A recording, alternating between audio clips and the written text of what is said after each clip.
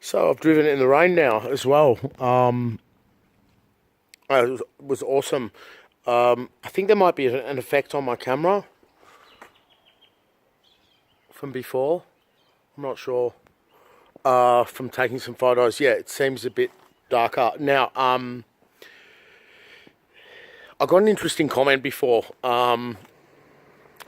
Most comments are nice, but some are clearly, I forgot the word, what they call them, like, there's a word, my son uses it, like people that try and infuriate you. This wasn't someone trying to infuriate me.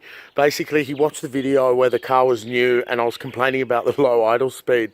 And he goes, just give up and buy a BMW or an Audi. Now, either he knows me and wants to infuriate me, or I don't think he does, because he wouldn't have said BMW. I love BMWs. So I said, Audi, I'd rather ride a bike, and a BMW, maybe one day, maybe never. I think he might be a Subaru owner. Carlos, if you're watching this, let me know. Are you a Subaru owner?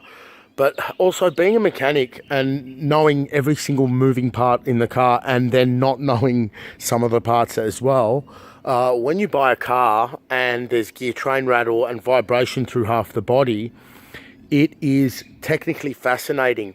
But yet I had the experience with these cars to know it's going to go away.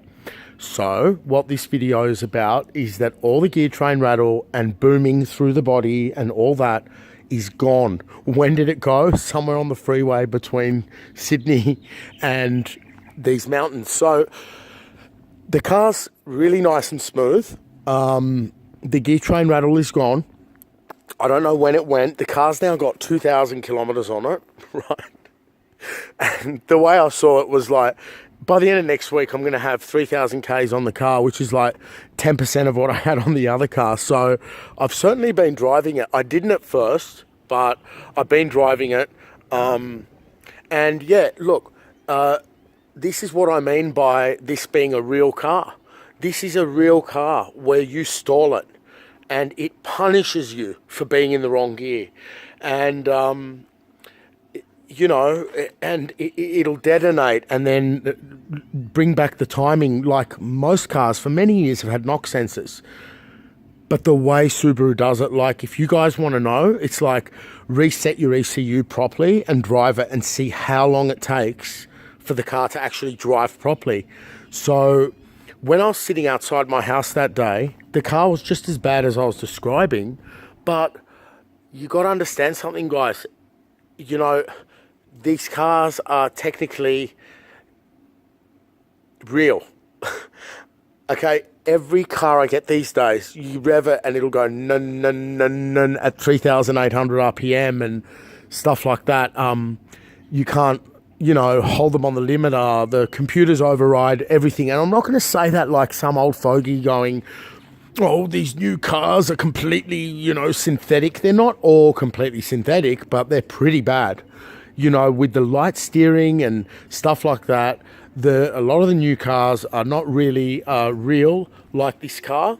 So when I say, oh, I can't enjoy the car because I'm worrying about how they've done this and how they've done that, yeah, I enjoy the car, but I'm like, we're in the dark. We're just in the dark about the information with these cars.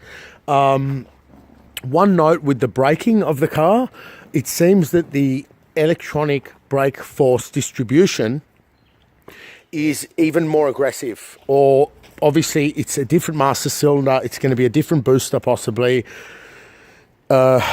And the maths is all different in the hydraulics and in the pressures. I quickly I glanced across information which, unless I see Subaru on top of the paper, I don't know if it's reliable, but you know that the brakes have 50% more bite in the front and stuff like that. Now, when you stand on these brakes, the pedal is just deader than ever. It's just dead hard and the car decelerates. Now, especially on the gravel, where it'll know you're on the gravel and it will just bring the full brake pressure on. So EBD's been around for years, and what EBD is, it's for those people that don't hit the brakes fully when required. So it's not that the car's using cameras or radar to know you're in an emergency. It's basically thinking, Okay, this driver wants full braking application. Okay, it'll know the steering angle and all that, but I don't think that's relevant. It's basically you stand on the brakes and it will stand on the brakes for you. Any car with EBD will put full braking pressure where it's required and all around. So I'm feeling here, not that I've stood on the ABS yet on the bitumen, but on the gravel. And on the gravel, the way the pedal came up and just it'll come up. Okay, it's something that you won't easily get to do on the road unless it's wet and you're doing high speeds. So you slam on the brakes and the EBD comes on. So the ABS is now cycling. You know, it's putting the pads on and off, on and off, on and off, preventing the lock up. And then the brake pedal comes up. Yet if you don't know what you're doing, it'll keep full braking pressure on. And here it was extremely noticeable. My other car did not do it like that. The other car was like gradually coming up. This car, it just turns the pedal into a rock. And what you do is you just stand on it and you hope for the best as the car decelerates. Now, those runs on the gravel yesterday, though it might not seem fast, it was. So when I was standing on the brakes, I was beginning to reach the end of third gear. Okay, that's pretty fast and decelerating. Now, the way the car turns in the city, the way I was saying, it goes around the roundabouts quicker and it'll tuck the back in faster. It is so noticeable on the gravel. So if you have your brand new STI and you're not worried about, you know, I haven't looked for stone chips or anything, but if you want to get to know this car and how much quicker things are responding electronically, get it off road. It's immediately apparent. You don't even need to go fast. You just get it off the road and immediately the second you come off the bitumen, it just grabs into the gravel. Like it's just, it's beautiful. So, regarding back to the beginning, so regarding the low idle speed, the idle speed is low. That'll be fixed. Regarding the gear train rattle, that's gone. And regarding Carlos, with the girl's name in the beginning, Jody, Carlos, whoever you are, you give up because this is about not giving up. And this is what I was saying in another video. We love these cars. And we want to be with Subaru, but sometimes we can lose our way, and that's one of them. I made a very clear example that this car is a type of a dinosaur, and they lose a lot of customers because of that. So don't doubt it, guys. I mean, you guys that have these cars and want these cars and love these cars and drive the Focus, the ones that hate the Golf R and the Audis, there are people the exact opposite to us. And I've seen it. So I've had customers walk up and they will just... Okay, it sounds great in that, but compared to, I mean, it is. The door feel and the doors and all that here are very stiff and solid, but they get on Subarus. This car's not a good example. This car's a bit different, but you close the door on a Forester and it sounds like a piece of tin. And people buy and not buy cars based on that feel. What Volkswagen and all that, even Ford, because they're Ford of Europe, what they're good at is making things feel very, very solid. I was going to mention, but I didn't want to talk shit. It's as if they've increased slightly the spring pressure here. Ever so slightly to give it a more goom when you open the door. But yeah, people get into cars and you start the engine and you hear the engine on these cars sometimes go cluck, cluck, cluck on its mount. They think, what the fuck's that?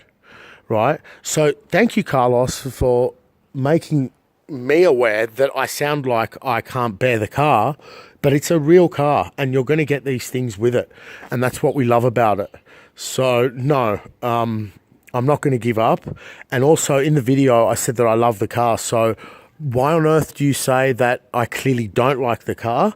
I can't remember the word for you guys, but it's not fleas, but you're something on the internet and you're not inflaming me, but there's a lot of technical stuff behind what we're talking about as the STI boys here, and this could be the last real STI on this chassis with the gear train rattle and with the nightmare clutch pickup. Now, as much as the clutch pickup has improved here, I've now begun to sink into this car over 2,000 Ks, and I've stalled it probably 6 times. And I don't know if all of you know what I'm talking about, but it's that undefined where you just don't know what's going on with the clutch.